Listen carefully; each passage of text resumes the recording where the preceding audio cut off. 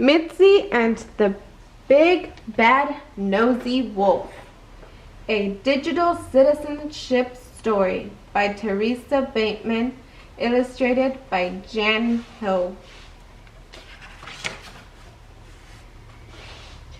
Mitzi was a fluffy lamb who loved to dance in the meadow near her home. "Now, Mitzi," her mother told her, "always take a friend with you. And Mitzi," her father reminded her, "don't talk to strangers." There were all sorts of other rules, too, but Mitzi hardly paid attention.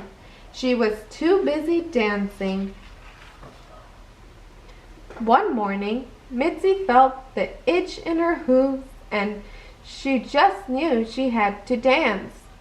But one friend was programming her robot, and another friend was building a rocket ship. Drat! They were all busy, so she hurried to the meadow all alone.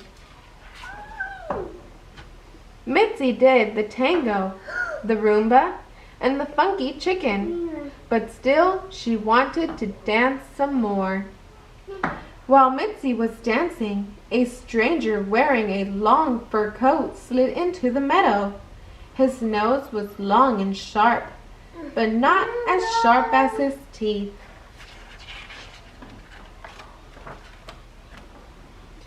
When Mitzi caught sight of the stranger, she remembered her parents' rule, but by then it was too late to obey some of them.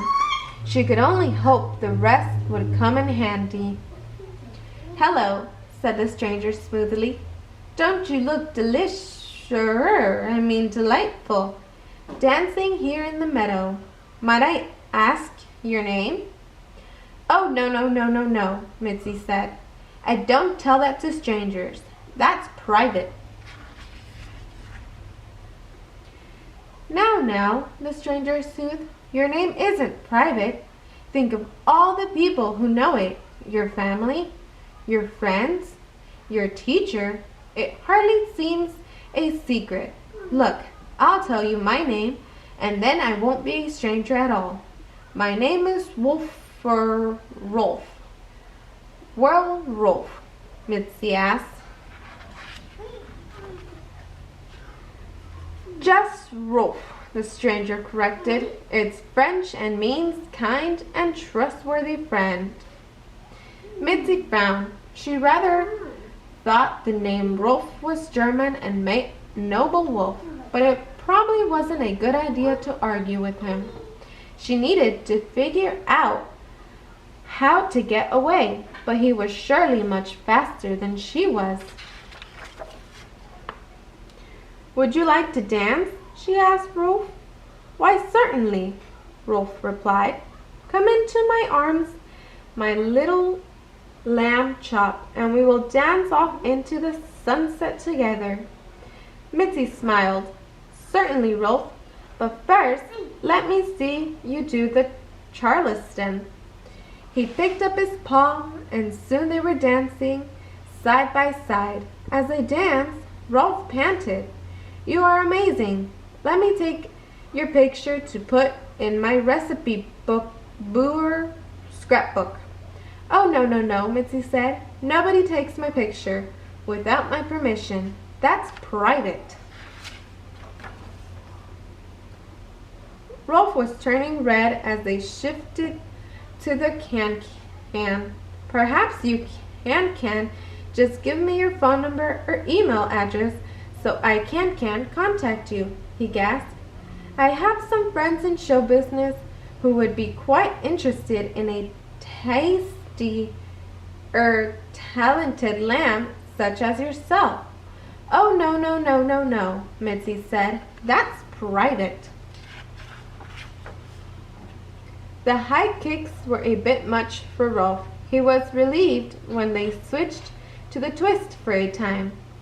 "Please give me your address so I can send you a card for teaching me these amazing dances," Rolf wheezed.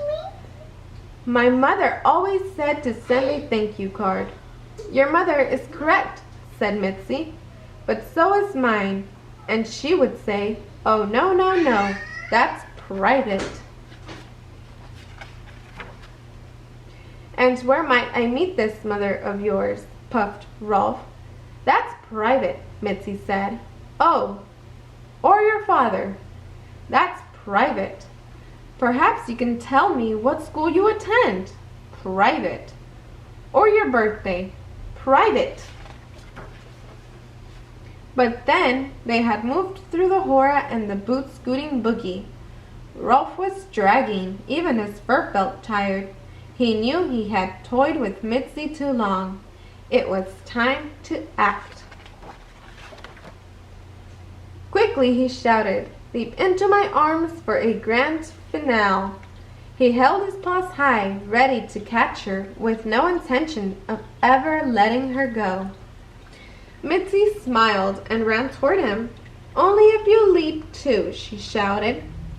He gave a feeble bounce, but it was enough. Mitzi slid right through his legs with pointed toes and perfect form. "Well, toodaloo," Mitzi called out as she skipped away home. Rolf took 2 wavering steps after her before he fell face first in the meadow grass. His nose landed on a daisy. It did not help cushion the fall. Rolf said something he shouldn't have, but I can't tell you what it was. It's private.